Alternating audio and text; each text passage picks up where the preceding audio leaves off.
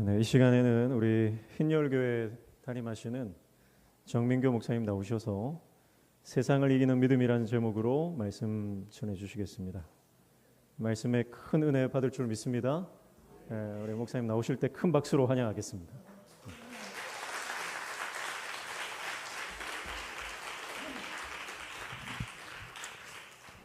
반갑습니다. 또 이렇게 같은 한 지역에서 또 섬기고 있는 또 저를 이렇게 또 불러서 너무 감사드리고요. 우리 공 목사님과는 오랜 시간 함께 했었는데 또 이 명심교회 담임으로 또 오게 되셨을 때 얼마나 기뻤는지 모릅니다. 그리고 또 제가 퀴즈 한번 내볼게요. 공 목사님하고 저하고 누가 더 나이가 많을 것 같으세요? 이런 얘기하면 좀 그런데 제가 밀리긴 할 것 같은데 사실 둘이 동갑입니다. 학교는 저보다 선배이긴 하신데 같이 이제 부산노회에서도 다음 세대 청소년 사역을 함께 했었고 연합으로도 많이 했었었는데 오늘 또 이렇게 저를 불러주셔서 너무 감사하고 또 우리 당연 우리 장로님들과 우리 성도님들께 또 감사드립니다. 근데 오늘 특송을 하셨는데 저를 왜 부르셨어요? 이미 다 끝났는데 그렇게만 되면 끝이지 않을까 싶습니다. 재직 헌신 예배를 이렇게 하신다고 말씀을 하셔서 어떤 말씀을 전할까 하다가 오늘 이 본문 말씀을 함께 나눴으면 좋겠다는 생각이 들었어요. 우리 불교적 용어이긴 하지만 사람들은 세상과 인생을 고해라고 이야기합니다. 고생과 고통의 바다라는 뜻이죠. 인생은 고해라는 말, 살면 살수록 그냥 설명 없이 마음과 가슴에 와닿는 말입니다. 저도 비록 나이가 많진 않지만 인생을 살아오면서 고해라는 말이 참 적절하게 와닿습니다. 고통에는 정도가 있습니다. 가벼운 감기처럼 그냥 왔다가 그냥 가는 작은 고통이 있는가 하면 또 세상에는 그 고통의 정도가 또 깊이가 크고 깊어서 우리의 생명과 생존까지 위협하는 그 큰 고통이 또 있습니다. 우리는 그것을 고난이라고 표현합니다. 그 고난은 환난을 통하여 우리에게 다가옵니다. 그런데 성경은 우리가 이 세상을 살아가는 동안 그와 같은 환난을 피할 수 없을 것이라고 말씀합니다. 오늘 본문 33절에서 하나님은 너희가 환난을 당할지도 모르나라고 말씀하지 않으시고 아예 단정적으로 말씀하십니다. 너희가 환난을 당하나라고 말씀하고 계신다는 거죠. 여기 다들 오랫동안 신앙생활을 해오셨을 거고 한 지역에 벌써 이 명심교회가 세워져서 70년이 되지 않았습니까? 얼마나 크고 작은 어려움들이 많이 있었겠습니까? 이 성전을 지키기까지 성도들의 뜨거운 기도와 눈물과 헌신이 있었기에 오늘의 이 교회가 있지 않았겠습니까? 그런데 이 가운데 한번 저는 묻고 싶습니다. 예수를 믿음으로 인해서 여러분의 삶이 얼마나 행복해지셨습니까? 얼마나 남들보다 잘 살고 남들이 봤을 때 정말 성공한 사람이라고 이야기를 들으십니까? 저는 제가 예수를 믿으면서 가장 비참하게 살았어요. 하나님을 가장 열심히 믿을 때, 하나님에 대해서 너무 뜨겁게 사랑할 때 하나님은 저를 외면하셨고 저를 버리셨던 분이셨어요. 그렇게 느껴졌었어요. 그래서 하나님을 떠나 살았던 사람이었어요. 저는 무신론자였어요. 하나님이 안 계시다고 아예 단정지었던 사람이었어요. 그랬던 제가 다시 하나님을 만나고 다시 이 목회의 자리에 서서 또 말씀을 전하는 사람이 될 수 있었던 것은 전적인 하나님의 은혜도 있었지만 바로 교회가 있었기 때문에 가능할 수 있었던 것이었거든요. 교회가 있었고 그 교회에서 목사님과 또 전도사님들과 성도들의 끊임없는 사랑과 기도 때문에 다시 하나님께로 돌아올 수 있었던 것이거든요. 사랑하는 여러분, 교회는 누가 뭐라 해도 이 땅의 희망입니다. 소망입니다. 예수 그리스도가 우리 안에 있기 때문에 그 예수 그리스도로 말미암아 우리가 희망이 될 수 있는 것이거든요. 우리는 아무 조건 없이 사람을 사랑할 수 없어요. 우리는 그 어느 것도 계산 없이 사람들과 관계를 맺을 수가 없는 사람들이에요. 그런데 예수 그리스도를 온전히 믿고 그 예수 그리스도를 믿고 고백하는 사람들은 그 예수님의 사랑 때문에 아무런 조건 없이 계산 없이 성도를 사랑하고 이웃을 사랑해요. 그렇기 때문에 그 안에는 조건 없는 사랑이 있죠. 그래서 어떻게 해요? 왜 저 사람이 나한테 저러지? 왜 하나님이 죽을 것 같은 나의 이 죄덩어리를 왜 사랑하시지? 근데 그 사랑이 느껴지는 거예요. 그래서 우리는 뭐라고 그래요? 그것을 은혜라고 그러죠. 아무런 조건 없이 우리를 사랑해 주신대요. 우리를 귀하게 여겨 주신대요. 우리를 명신교회의 성도로, 재직으로, 장로들로, 목사로 부르셨다는 거예요. 우리의 삶을 돌아보세요. 우리가 그렇게 살 수 있는 삶인가요? 아니잖아요. 근데 하나님께서 우리를 그렇게 만들어주고 계시고 이끌어가고 계시다는 거죠. 근데 여러분, 세상을 보세요. 너무나도 세상이 왜곡되어 있지 않습니까? 정의를 말하고 있지만 그들의 정의는 정의가 아니에요. 믿는 사람들 안에서도 정의를 외치고 공의를 외쳐요. 근데 하나님이 원하시는 정의, 하나님이 원하시는 공의를 펼치고 있지 않아요. 자기들이 하는 것들이 다 옳다고 이야기를 해요.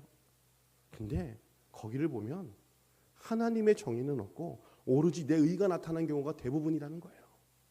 그래서 우리가 조심해야 돼요. 그리고 이렇게밖에 갈 수 없는 이유가 뭡니까? 세상이 왜곡됐어요. 죄악된 세상이기 때문에 우리가 아무리 노력하고 애를 써도 세상이 변하지 않아요. 근데 그렇다고 해서 정의를 외치지 말아야 될까요? 외쳐야 되겠죠. 하나님의 말씀으로, 하나님의 사랑으로 품고 나아가야 되겠죠. 하지만 우리가 명심할 건 무엇이냐면 우리는 세상을 변화시킬, 교회를 변화시킬 능력이 우리에게는 없다는 거예요. 오직 누구에게만 있어요? 예수 그리스도. 그분만이 하실 수가 있어요. 그분만이 우리 모두 한 사람 한 사람에게 은혜를 주셔서 그 사랑으로 말미암아 변화시킬 수 있는 것이지 우리 인간이 뭘 어떻게 해서 된다? 아니라는 거예요. 아무리 양육을 열심히 하고 아무리 기도를 열심히 하고 아무리 예배 생활을 열심히 해도 삶에서 나타나지 않는 복음의 능력이 어떠한 능력이 있겠습니까?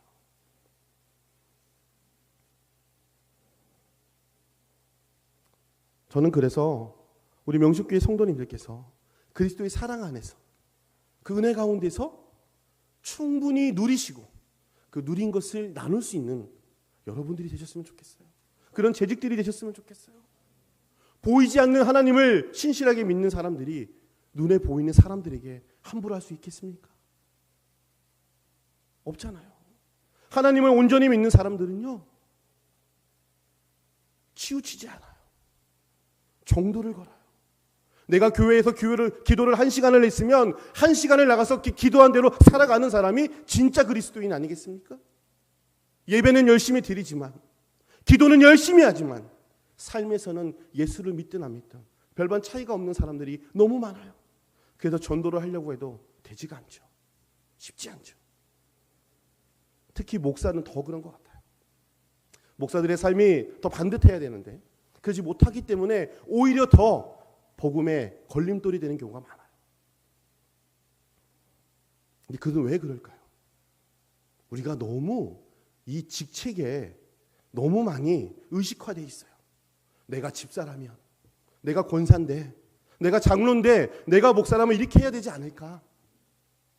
근데 여러분, 하나님은요, 우리가 뭘 많이 한다 그래서 우리를 사랑해 주시고 우리가 뭔가를 많이 한다 그래서 우리에게 구원을 베푸시는 분이 아니세요. 하나님은 한 사람 한 사람, 그 한 사람에게 관심이 있지 내가 무엇을 하는지에 관심이 없으시다는 말입니다. 무슨 말씀인지 아시겠어요, 여러분? 여러분들이 정말 하나님과 온전한 관계를 맺고 있느냐, 하나님과 정말 사랑하며 교통하고 있느냐, 이것이 중요하다는 거예요. 앞으로 이제 우리 목사님하고 명신교회가 새로운 여러 가지 사역들을 감당해 나가실 거예요. 교회의 새로운 것들을 이제 계속해서 준비해서 나갈 거예요. 여러분, 무엇을 하시겠습니까? 사람 살리는 일을 하셔야 됩니다. 그게 하나님이 하시고자 하는 일이에요. 갈라지고 나눠지는 건 하나님이 하시는 일이 아닙니다. 갈라진 걸 하나가 되게 하고 서로 함께 자기의 잘못을 인정하고 귀를 기울이고 조화를 이루어가는 것이 바로 하나님께서 원하시는 방법이거든요. 그러려면 어떻게 해야 되겠습니까? 우리의 기득권을 내려놔야 돼요. 저도 지금 올해 흰열교회를 개척하고 3년째 되는데요. 독특합니다. 저희 교회는 청년들이 많거든요. 몇 명 되진 않지만 MZ세대들 여기 앞에 청년들도 계신데 죄송해요. 저희 교회 성도들을 이제 빗대서 말하는 겁니다. 뭔 말만 하면요 토를 다는데요. 장난이 아니에요. 이거는 왜 저래야 돼요? 이거는 왜 이래야 돼요? 이러면서 막 얘기를 하다 보면 어느 순간 제가 그런 마음이 들 때가 있어요. 쟤들은 도대체 뭐야? 목사가 뭘 좀 하자 그러면 좀 따라와야 되는데 자꾸 뭔가 얘기를 하는 거예요. 그러면서 자기들의 의견을 이야기하죠. 근데 처음에는 그게 좀 처음에 약간 괘씸했거든요. 근데 지금 와서 생각해 보면 너무 건강한 거예요. 자기의 의견을 낼 수 있는 거잖아요. 교회 안에서. 그거에 대해서 목사가 신학적이든 아니면 목회의 방향에 따라서 설득할 건 설득하고 아닌 건 양보하고 가면 되는 거잖아요. 그러면서 서서히 기득권을 내려놓기 시작을 했어요. 그랬더니 교인들이, 제 성도들이 하나같이 이제 서로가 한 마음이 돼서 어떤 일을 할 때 동참하려고 애를 쓰고 있고 함께 해 나가고 있어요. 기득권을 내려놔야 이것들이 가능한 거거든요. 여러분은 어떠세요? 이것만은 절대 안 됩니다. 우리 교회는 이것만은 절대 아닙니다. 혹시 그런 거 있지 않으세요? 혹시 그런 것들이 있다면 내려놓을 수 있어야 됩니다. 복음의 본질 외에는 모든 것을 양보하셔도 돼요. 그게 교회잖아요. 그게 하나님이 우리에게 주신 사명이잖아요. 다양한 사람, 수많은 환경이 다 다른 사람, 이 사람들을 어떻게 다 우리가 이해하고 공감할 수 있어요? 못하잖아요. 그 입장이 안 돼 보면 할 수 없어요. 제가 AL 미니스트리에서 시각장애인들을 위한 사역을 하고 있거든요. 제가 시각장애인들을 위해서 이 사역을 하려고 시각장애인들하고 친해지려고 그 모임에도 들어가 봤고요. 함께 해봤어요. 근데 한계가 있더라고요. 한계가. 결국은 이런 말이 돌아와요. 야, 너는 보이는 놈이니까 앞이 안 보이는 우리의 상황을 다 알 수 없어. 한마디씩 그런 얘기 할 때마다 한계가 느껴지더라고요. 그래서 제가 어떻게 했는 줄 아세요? 하나님, 그렇다면 내가 시각장애인이 되면 좋겠습니다. 제가 시각장애인이 돼서 목사가 돼가지고 그들을 좀 인도하면 그들에게 이런 얘기를 듣지 않고 진심으로 다가가서 복음을 전할 수 있지 않을까요? 근데 이 얘기를 제 친한 시각장애인 형한테 했어요. 그때 형이 그러는 거예요. 그 상황이라도 조금 거칠지만 한번 말씀을 드려볼게요. 뭐라고 말을 하냐면, 야, 이 미친놈아, 그런 기도하는 사람이 어디냐? 네가 시각장애인이 되면 우리도 시각장애인인데 너가 우리를 도와줘야 되는데 그게 말이 되냐? 너도 시각장애인이 되면 너도 누군가에게 도움을 받아야 되는 거 아니냐? 어떻게 기도를 해도 그런 기도를 하냐? 이 또라이야 막 그러는 거예요. 근데 맞는 말 같았어요. 그래서 제가 기도를 바꿨죠. 하나님, 내가 시각장애인이 되면 안 되니까 우리 아내를 시각장애인 자매를 만나게 해주세요. 그래서 제가 기도한 지 5년 만에 응답이 돼서 정말 시각장애인 자매를 만났어요. 그래서 그 아내와 함께 결혼했고 지금 교회를 개척하고 나서 시각장애인에 대한 선교를 하고 있어요. 이 말씀을 드리는 것은 제가 잘났다고 얘기 드리는 게 아니라 우리는 상황을 다 몰라요. 우리 명심교회 안에도 수많은 성도들의 삶을 일일이 우리가 다 어떻게 알겠어요? 담임 목사님, 장로님들, 우리 권사 집사님, 안수 집사님들, 집사님들 다 몰라요. 성도들이 어떻게 알아요? 같이 살아보지 않았는데. 근데 그리스도의 사랑이 있으면 가능한 거예요. 그 사람의 입장에서 한 번 더 생각해 보게 되고 그 사람의 입장에서 한 번 더 바라봐 주는 거, 이거 엄청 큰 거거든요. 그걸 통해서 교회는 하나가 되고 사랑으로 뭉쳐지게 돼 있어요. 제가 왜 이 말씀을 드리냐면 지금 점점 매스컴을 통해서도 여러분 들으시죠? 한국교회가 위기다. 그리고 어떻게 해요? 점점점 인구가 빠지고 있다. 특히 우리 영도 뉴스에 나올 때마다 막 너무 마음이 아파요. 제일 먼저 사라질 구례잖아요. 우리나라에서. 이게 말이 되나? 근데 저는 희망이 있다고 봐요. 세상 사람들의 통계에 의해서는 당연히 희망이 없죠. 하지만 명심교회가 70년을 버텨왔잖아요. 이곳에서 지역사회를 위해서 열심히 섬기고 계시잖아요. 앞으로도 계속해서 잘 섬겨주시고 하나님의 사랑을 전파하면 저는 이 구가 살아날 거라고 믿어요. 우리 통합지계 청주에 가면 쌍샘 자연교회라는 교회가 있어요. 그 마을이, 그 교회가 위치한 마을이 그 교회가 들어오기 전에 거의 10가구 미만이어서 마을이 사라진다고 할 정도였었어요. 그런데 그곳으로 시내에 있던 교회가 들어온 거예요. 들어와서 자연이며 여러 가지 도서관이며 하면서 점점 성도들이 오기 시작했어요. 그래서 거기가 마을이 살아나기 시작했고 그 다음에 일반 주민들도 들어와서 지금 마을이 살아나 있어요. 교회는 그런 역할을 하는 것이에요. 대도시로만 가면서 개척하고 대도시에 건물이 있어서 거기서만 신앙생활을 하는 것이 아니라 내가 있는 이 곳에서 어떻게 하면 이 지역을 살릴 수 있을까? 그게 교회가 해야 할 역할이 아니겠어요? 집사의 역할이 뭡니까? 구제하는 역할이잖아요. 성경에 보세요. 집사는 구제하는 사람들이에요. 교회 안에 어려운 성도를 도와야 되고요. 이웃들을 돌아보는 게 집사의 역할이에요. 장로는요, 말씀을 치리하는 사람이에요. 근데 우리 한국교회는 지금 이게 없죠. 치리하면 딴 교회 가버리죠.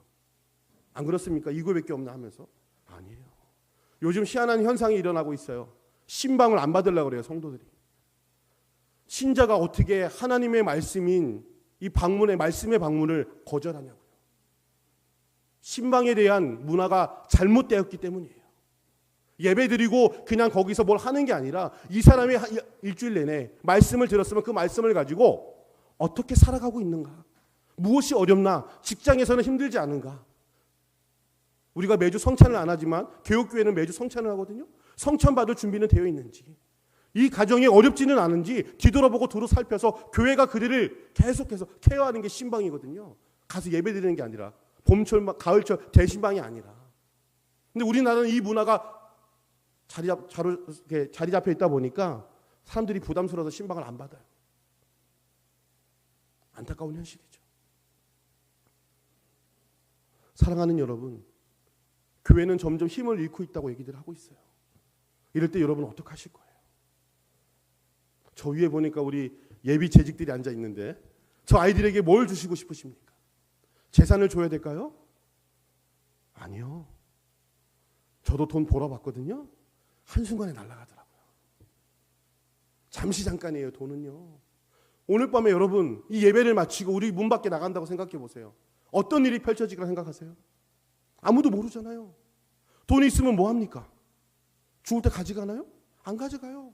근데 많은 사람들은 자꾸 썩어질 것들, 돈에, 명예의, 권력에 빠져 살아요.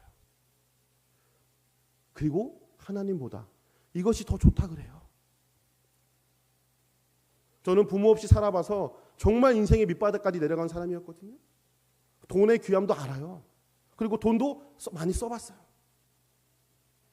근데 잠시 잠깐이더라고요. 교회가 어떤 것을 추구해야 되겠습니까? 우리 자녀들에게 무엇을 남겨줘야 될까요? 그건 다른 게 아니라 믿음이에요, 믿음.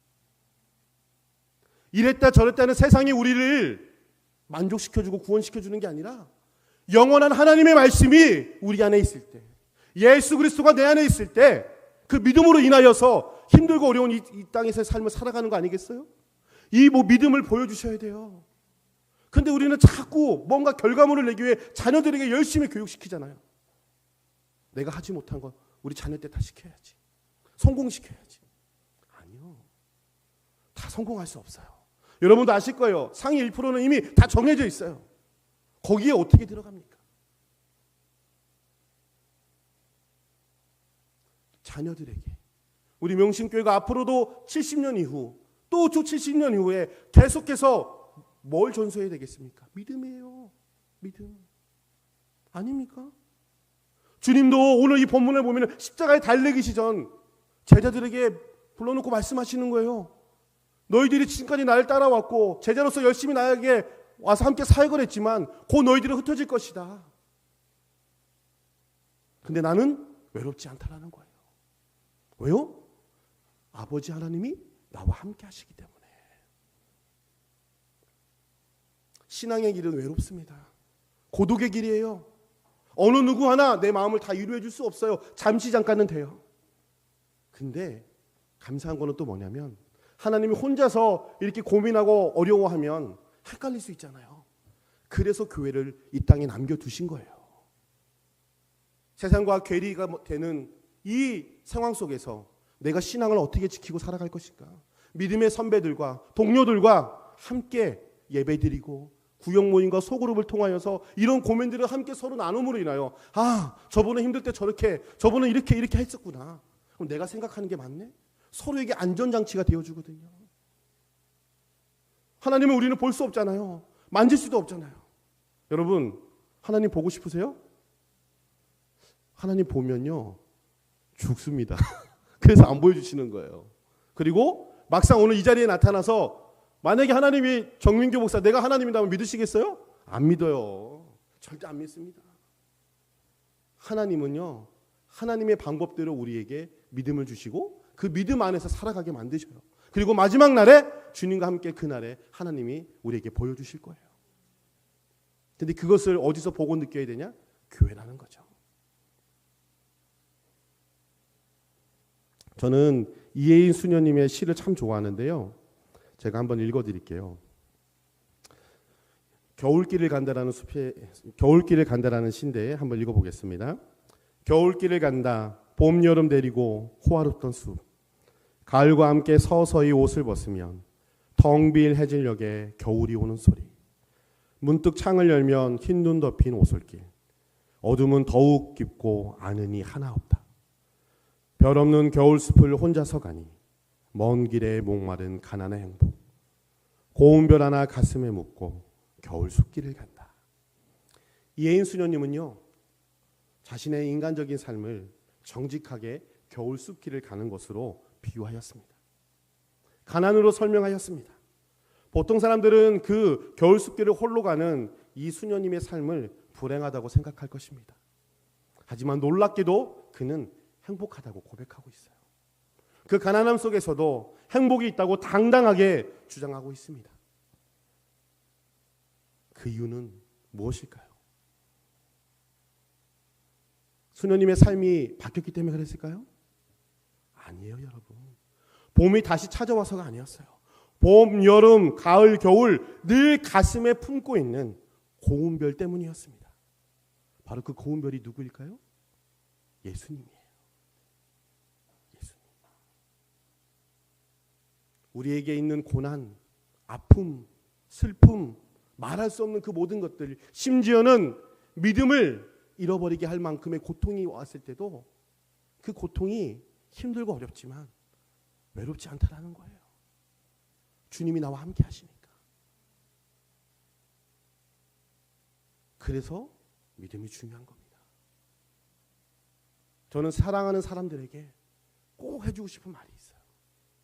그것은 믿음이라고요. 제가 여기서 다 제 삶의 이야기를 이야기할 수 없어요.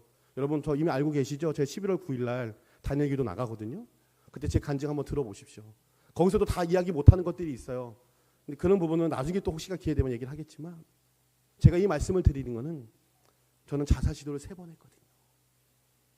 3번의 자살 시도 끝에 마지막 자살 시도할 때 주님을 만났어요. 부활의 주님을 만나고 나니까 내 삶에 아무런 변화가 없어도, 하나님이 내 기도를 들어주지 않아도, 심지어 저를 지옥에 보내신다 하실지라도 하나님은 하나님이시다라는 고백이 나오기까지 오랜 시간이 걸렸어요. 그래서 제가 여러분들에게 저처럼 이렇게 하시라고 말을 못해요. 왜요? 제 삶과 여러분의 삶이 너무 다르거든요. 그런데 중요한 건 하나님이 살아계시다는 거예요. 제 삶에 지금도 아무런 변화가 없어요. 저는 교회를 개척했지만 예배당이 없어요. 고신축 교회인 일상으로 교회가 예배당을 빌려줘서 저는 2시에 예배를 드리거든요. 어느 날 간증 2월 달에 그 방송에 나갔었는데 사람들이 찾아온 거예요. 근데 흰열교회가 없다는 거예요. 그래서 왔다 가신 분들도 많았고, 요즘은 코로나 이후로 신천지가 이름 없이 사람들 모아놓고 예배도 드리고 공부도 하고 하니까 일반인들 그걸 아는 거예요. 그러니까 저희 교회가 검색이 돼서 안 나오니까 약간 이상한 대로 알고 안 오더라고요. 그런 상황이에요. 제가 지금 시각장애인들을 위한 선교한다고 지금 도서관을 만들어서 시각장애인들에게 기독교서를 보급하고 있거든요. 근데 이거는 정부 지원을 받지 않기 때문에 100% 후원받아 다녀야 돼요. 외롭죠. 영도에 교회를 개척해서 가난한 개척교회 목사죠. 돈도 없죠. 교회 건물도 없대요. 성도는 몇 명 되지도 않는데요. 그런데 출판사 찾아와서 저자에게 원고 기부해달라는 게 말이 되겠어요? 그러면서 어떨 때는 저를 자꾸 검증하려고 들고 자꾸 뭔가를 얘기해요. 그런데 그런 것들이 처음에는 힘들고 어려웠는데 나중에 하나님이 나와 함께 하신다는 게 깨달아지고 알게 되니까 외롭지가 않은 거예요. 그냥 주어진 길을 가는 거예요. 그 고난이 있고 그 외로움이 있기 때문에 하나님을 찾을 수 있는 거 아니겠어요? 그게 없다면 우리는 하나님을 벌써 떠나도 떠날 사람들이에요. 그런데 그것이 있기 때문에 겸손해질 수밖에 없는 거죠. 저는 우리 명신교회 성도님들께서 70년 동안 이 자리를 지켜오신 거예요. 너무너무 감사드려요. 앞으로도 계속해서 이 자리를 떠나지 마시고 꼭 굳건히 지켜주셨으면 좋겠어요. 그래서 우리 청년들에게, 우리 또 저 아동부 아이들에게 믿음을 잘 주고요. 이런 걸 보여주셨으면 좋겠어요. 세상의 기준이 아닌 하나님의 기준으로 믿음의 사람으로서 온전하게 살아가면서 거 봐라, 내가 세상 사람들과의 기준이 다른 하나님의 기준으로 살아갔더니 하나님께서 나를 이렇게 인도하시고 함께 하신다. 이 세상에 다른 어떤 것이 중요한 것이 아니라 믿는 사람인 신자인 우리는 하나님의 영광을 위해 살아갈 사람들이니 그 영광을 보고 가면 되는 것이다. 그게 맞는 거잖아요. 돈 많이 벌고 좋은 집에 살고 떵떵거리고 사는 거 좋죠. 저도 개척하고 공간이 없으니까 어떨 때는 막 괴로워요. 와, 나는 언제쯤 공간 한번 얻어보지? 여기 명식교회 들어올 때도 부러운 거예요. 나는 언제 이런 건물에서 한번 성도들하고 예배 드려보지? 근데 이것이 하나님하고는 별개예요. 그냥이에요. 그냥 생각. 예전 같았으면 원망했겠죠. 하나님, 내가 개척 안 하려고 했는데 나를 몰아갔으면 뭐라도 하나 주셔야 되는 거 아니냐고 얘기했겠죠. 근데 아니라는 거예요. 제가 신앙이 없어서 제가 왔다 갔다 할 수는 있어요. 근데 하나님은 창세전부터 지금까지 변함없이 우리를 사랑하시고 우리를 끝까지 주님 오실 그날까지 지키시고 하나님의 자녀로서 저 천국으로 인도하실 분이 하나님이세요. 이거는 진리이기 때문에 변하지 않아요. 예수를 믿는 사람들은 이런 고백을 해요. 이게 바로 예수를 믿는 사람과 안 믿는 사람들의 차이겠죠. 종이 한 장 차이예요. 문제와 고난이 찾아왔을 때 이것을 나의 방법과 나의 노력과 나의 능력으로 헤쳐나가는 것이 아니라 문제 너머에 있는 하나님을 보고 그 하나님께서 나와 함께 하심을 믿고 그 문제 때문에 고난 때문에 위축당하지 않고 당당하게 맞서 싸가는 그 믿음의 선한 싸움, 그것을 우리 자녀들이 보고 배울 거거든요.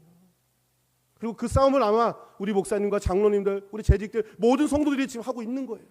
누가 뭐라 해도, 세상이 누가 뭐라 해도 우리 명신교회는 하나님의 사랑으로 가득한 교회, 믿음으로 가득한 교회, 믿음을 전수할 수 있는 교회, 그런 교회로서 당당하게 서 나간다면 어떻게 저런 환경에서, 어떻게 저런 어려운 가운데서 어떻게 저들은 신실하게 하나님을 믿고 웃음을 잃지 않고 살아갈 수 있지? 그 안에 예수가 있기 때문이구나. 사람들은 보게 된다는 거예요.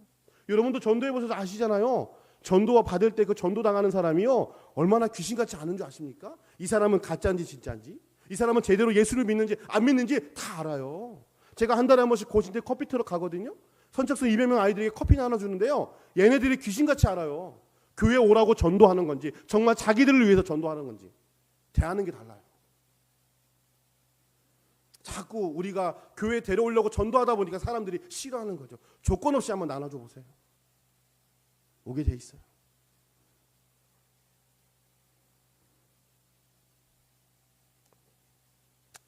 그래서 저는 여러분들이 세상에서 환난을 당하지라도 담대하십시오. 우리 주님이 세상을 이기셨습니다.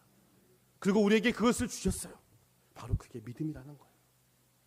그래서 그 믿음을 잘 소유하시고 우리 나중에 천국에서 한번 같이 만나면 좋지 않겠습니까? 여기 계신 분들 제가 다 기억하겠습니다. 제 은사 중에 하나가 뭐냐면요, 한 번 본 사람은 얼굴을 기억해요. 그래서 나중에 한번 오셨나 볼게요. 저도 한번 찾아봐 주세요. 정민규 목사가 타락 안 하고 잘 왔는가? 그래서 정말 마지막 날 그날에 우리 끝까지 잘 버텼다. 그래서 우리 주님 앞에 섰으니 여기서는 눈물도 없고 슬픔도 없으니 그곳에도 더 즐겁게 지내자. 고난을 피할 수 없기 때문에 즐겨야 돼요. 예수님과 함께 즐기는 저와 여러분이 되었으면 좋겠습니다.